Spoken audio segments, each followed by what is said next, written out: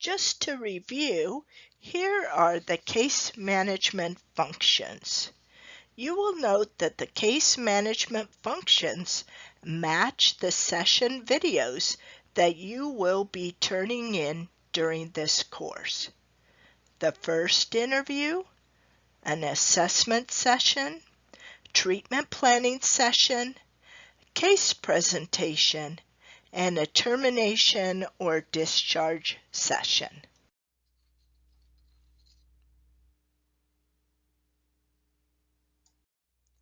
The attitudes that we hold about other people are bound to be communicated to them one way or the other, if not overtly, then through our behavior, body language, tones, and thoughts.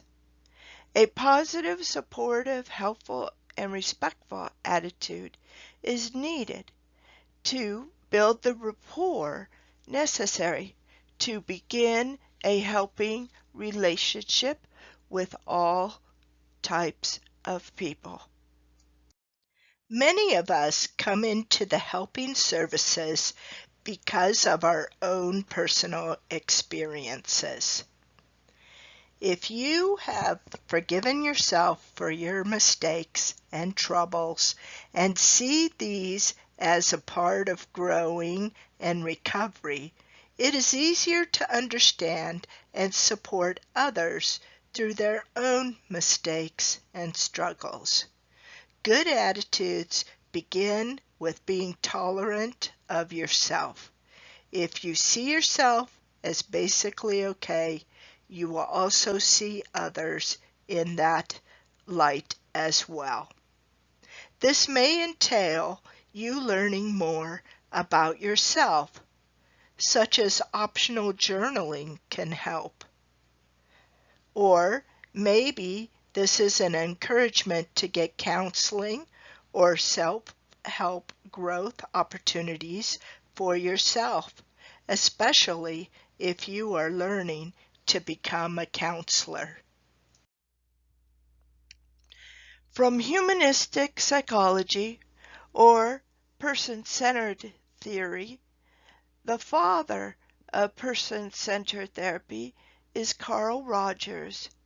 He described 3 basic counseling attitudes needed for effective helping to happen: warmth, genuineness, and empathy. These are definitions that you must know and to be able to demonstrate in your video submissions. These are not just words to be memorized, but behaviors that I will be looking for. Warmth is a friendly, non-judgmental, receptive, and interested attitude that the helper portrays to the client. This attitude is conveyed through body language, such as leaning toward the client, nodding your head. Active listening and careful reflections are given to the client so that the client feels understood. Genuineness is an open, truthful, and authentic personality that comes across to the client. Being transparent and relatable is important to the client. Empathy is not the same thing as sympathy. Empathy is related to compassion, that you can understand what the client is saying, experiencing like feelings, and expressing words and content. This is demonstrated through reflective listening skills, which we will review in the next few chapters on communication. When the helper demonstrates an accurate understanding of what the client is saying, that is when the true connection happens. You do not need to have had the same exact experience as your client, but Instead, that you can understand those feelings and actions of their experience. Some beginning students say, I can't help a drug addict because I've never been one. This is absolutely not true. You don't have to have experience with every situation a client brings to session. You have to have the empathy to understand what it is or was like for that client. That is empathy. Judgmentalness comes across in many different ways. This is a feeling that the client has about you. Listen to the client's feedback. Using our own standards to compare to the client is not helpful. Why are some clients uncooperative, ungrateful, or hostile when we are trying to help them? It is unrealistic that all of our clients will be happy to see us, to do whatever we say, and to think we are the greatest counselor ever. This doesn't happen. They may have transference issues that they are unaware of. They may be frustrated at the situation they find themselves in. And even though you're a good listener, they'll be frustrated. They may feel you are trying to help them too much. They can do it themselves. They may feel you are trying to control them with your help, like regarding medications. They're afraid of change. They're afraid to disappoint you. Remember that in our treatment and case management, we are talking about being strength-based. This means that we are building upon what the clients did that is right, strong, and movement towards recovery and wellness. It is important to focus on these strengths. Providing negative feedback or sanctions, punishment, is not a way to gain cooperation. If your client gets discouraged, they may just choose to not come back at all. It is up to you, as the counselor or the case manager, to provide strength and hope, but to also give realistic feedback and demonstrate to the client ways to improve. Boundary is that invisible line where you end and the client begins. We as the helper are responsible to never cross that boundary. The client may try to push the boundaries and may try to get more personal than professional, but this will fall onto the professional to prevent. If you feel uncomfortable in working with a particular client, you must bring this up to your supervisor as soon as possible. When boundaries become blurred or crossed, the client or case manager can be held liable. Last week, in the discussion forum, you discussed how you would set boundaries in a particular session with your client or with your colleagues. Here are some more situations to practice. Knowing and practicing how to respond will help you when the situation actually does come up. It is best to think about it, practice, and then you will be prepared and professional when handling different boundary scenarios.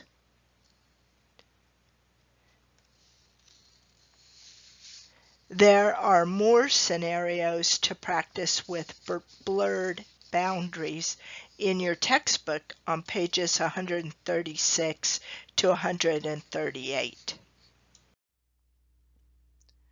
Making assumptions about your clients either because they're exactly like me at that age or at that stage of recovery, or the opposite, because they are nothing like me. They are so different. Erecting too strong of a boundary may hinder your working relationship with the client. It is a fine balancing act between too much sharing and too much self-disclosure, yet on the opposite of being too rigid and too professional, so that your client cannot relate to you at all. Two dynamics in the counseling relationship that can lead to boundary crossing and cause ethical problems. Transference is when the client has feelings about the counselor or case manager. Transference is not necessarily good or all bad. There is positive transference when your client says to the counselor, "You look like my mother, and she was a loving person who took care of me." This, of course, is not true that you are the person's mother, and your role is not to take care of the client. There is a negative transfer. So, for example, when your client says to the counselor, "You look like my mother, and she was always so mean and abusive to me." This, of course, is also not true. You are not the person's mother, and you have never been abusive to anyone. In other words, accept transference for what it is, a memory. It has nothing to do with the here and now, and it has nothing to do with you personally. So, let's think of some examples. How might you handle the client's transference?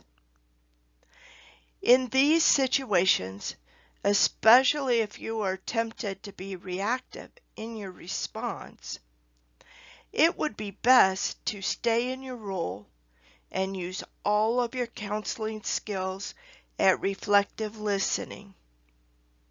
So that negative transference where you remind the client says, "You're so mean and abusive, you remind me of my mother." It would be inappropriate to say, "I'm not your mother. I've never abused anybody." That would be inappropriate. A more appropriate response would be, "So, I remind you of your mother. Tell me more about her, both the good and the bad." Again, use all of your counseling skills at reflective listening. Countertransference. It has been hard for me to remember which one is which between transference and countertransference. But I have discovered a little memory trick. Counter, meaning C-O-U-N, begins the word countertransference, and that belongs to the counselor that also begins with C-O-U-N. So countertransference are the feelings that the counselor has about the client because of a memory or someone from the counselor's past. Countertransference can also be positive or negative. It is important not to react to our own feelings when they surface. Again, recognizing that they are from the past, and it is a memory, not a situation from the current time, nor about this particular client. Countertransference may be a signal that the counselor may have some old issues to work through, or it may be a fleeting acknowledgement that is needed to be addressed with the treatment team or with your supervisor. Failing to address these feelings may lead us to give differential treatment to one client over another. Let's go on. Next week, reading chapters 7, 8, and 9, we'll begin our section on communication skills.